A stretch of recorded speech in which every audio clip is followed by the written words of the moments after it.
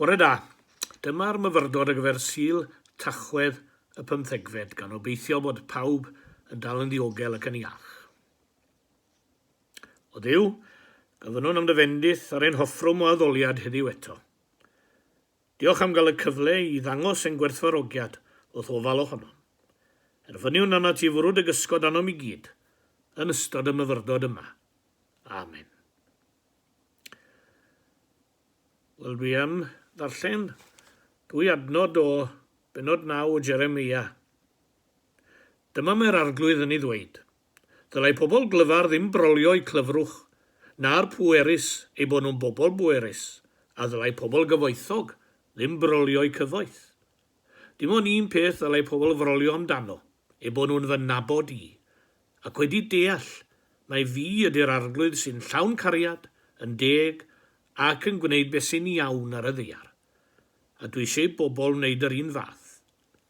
Yr arglwydd sy'n dweud hyn. Ac a dweud y wir, dyna yw'n testyn ni, ond dwi'n mynd i godi fe o'r hen gyfieithiad fel testyn, a dyma fe eto i chi felly.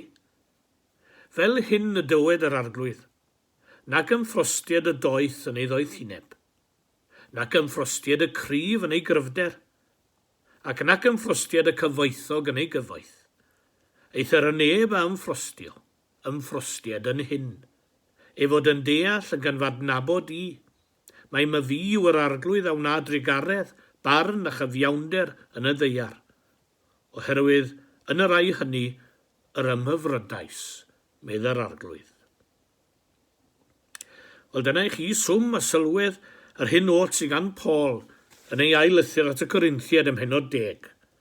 Yr hwn sydd yn ymffrostiad yn yr arglwydd.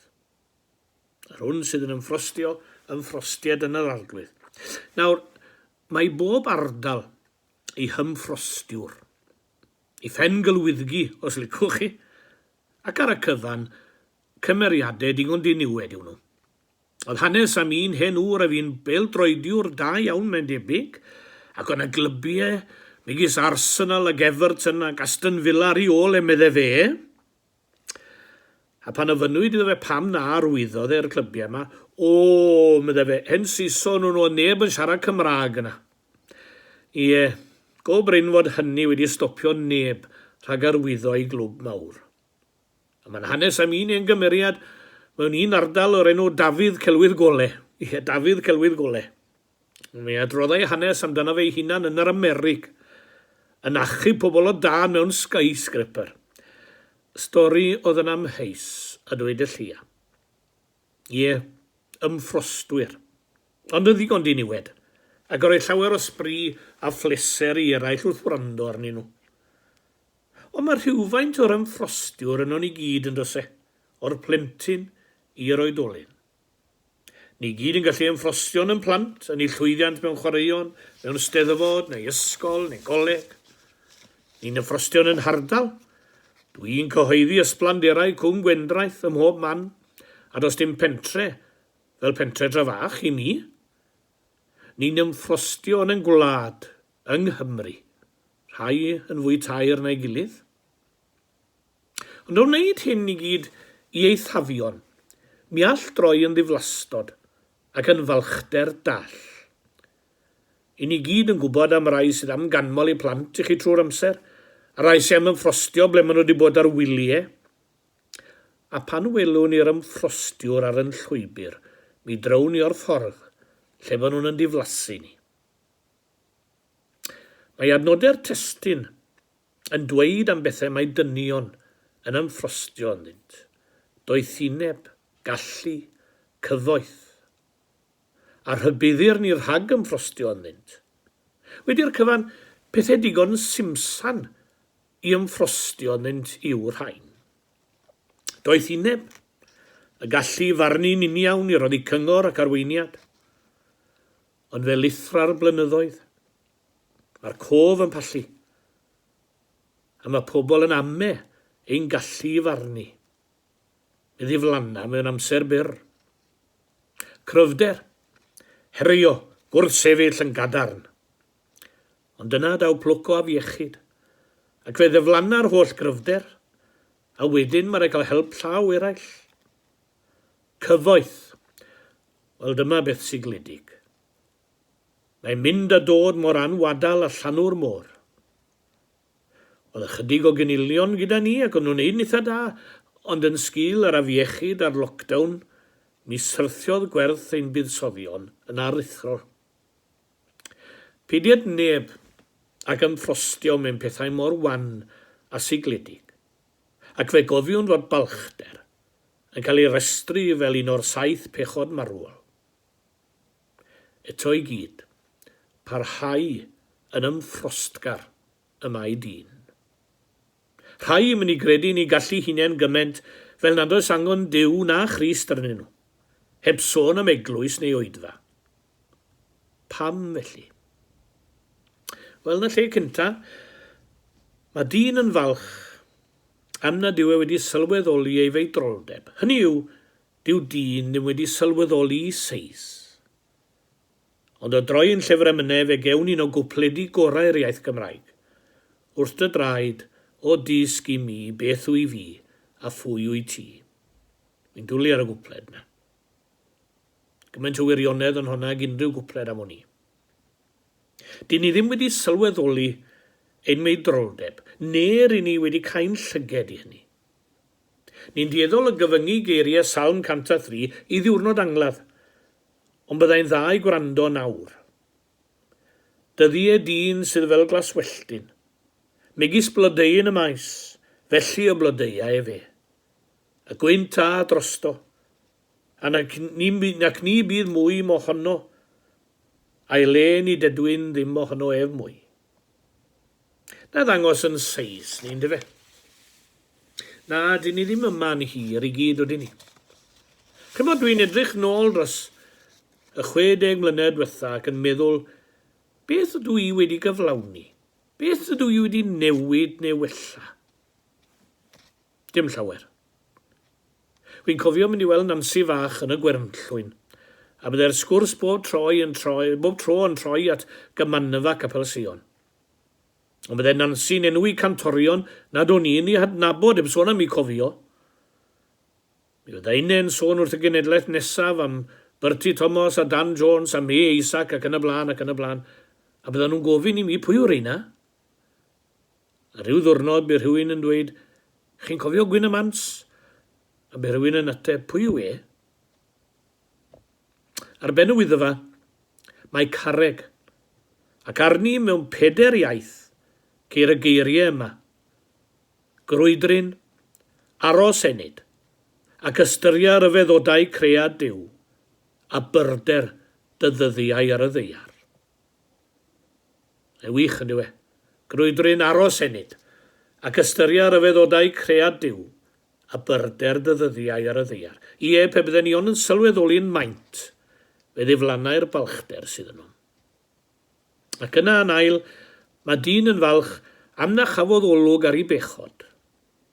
Gwenallt, un o'n hoff feir wrth gwrs sy'n dweud, pan dynwn oedd i amdano'n bob ryw wisg, mor llwm yw'r enaid noeth.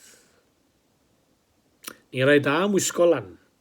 Pob plentyn yn offi gwisgo lan, a llawer wedi wneud yn ystod yr ynysu gartref dwi'n siŵr.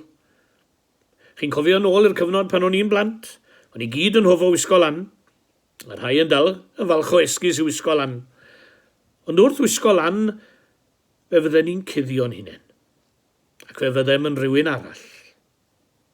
Ni rai da am wisgo lan, ac nid a dillad yn unig. Rhawn rhyw glogyn neu gilydd drosom byth a beinydd, gan wneud ein gore i guddio tu ôl iddynt. Arian, disg, safle, cuddio tu ôl i'r rhain. Cuddio, mae pechaduried ydy moll. Fel y pharisead hwnnw gynt, y safwn i gerbron Duw a dywedwn, rwyf yn diolch i ti nad dwy fi fel y mae dynion eraill. Rwyf yn ympryddio ddwywaith wrthros, rwyf yn degymru cymaint o llafeddaf. Dyna'r darlun perffaith o falchder. O ddyn wedi cuddio ei bechod dan glwgyn. A sylwch ble mae'n balchder yn ymosod. Nid ymosod ar wendi dyn yma ond ymosod ar ei gryfder. Oedd hwn yn ddyn crefyddol, yn ei fyddhau'r ddeddf, Yn roddgar yn cymeryd ei grefydd o ddifrif, ymosododd balchder ar ei grefyddoldeb. Nid ar yn drygioni, mae balchder yn ymosod yn ar ein dau o'n ni. Oedd yn prydio a degymu weithredoedd da, ond dyma'n union lle mae balchder yn ymosod. Chi'n cofio geiriau Emyn Pantycelyn, dal fi fy niw, dal fi i'r lan, neu'n wedig dal fi lle rwy'n wan. Ond mae angen cymorth hyd yn oed yn y mannau y tybiwn fod yn gryf. Gelyn y gorau yn aml yw'r da. Yng ngoleuni dyn gall pechod fyw, ond a welais di bechod yng ngolau diw? Ie, sylweddoli mae pechadur ydwyf. Cadw fi, rhag balchder. Ond mae gennym destun i ymffrostio no, oes. Y neb am ffrostied. Ymffrostied yn hyn ei fod yn fadnabod. Ymffrostio yn niw.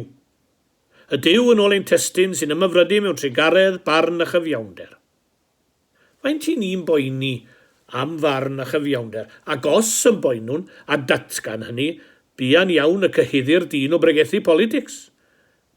Nawr mi fyddwn yn cytuno na ddyle unrhyw bregethwr gamu'r pilpid i bregethu gwleidyddiaeth plaid, ond mae osgoi gwleidyddiaeth yn ystyr ehangach y gair yn gwbl amhosib mewn cymdeithas lle mae anhegwch a thlodi ac anghyfiawnder. Pwy all ymatal? Am ba hyd? Ni wedi bod yn byw dan system sydd yn peri fod y tlawd yn mynd yn dlotach, a'r cyfoethog yn mynd yn gyfoethocach. Clustog i'r moethus ei fyd yw yn system ni. Fe awgrymodd nifer fod economi yn cael ei gosod o flaen bywyd yn ddiweddar. Nid fy lle i'w profi hynny, ond mae'n egwyddor na allai unrhyw Gristion ei chefnogi, mwy nag y gallai unrhyw Gristion gyfnogi'r syniad o herd immunity, lle rydym yn aberthu'r hen mwyn i'r ifanc gael byw.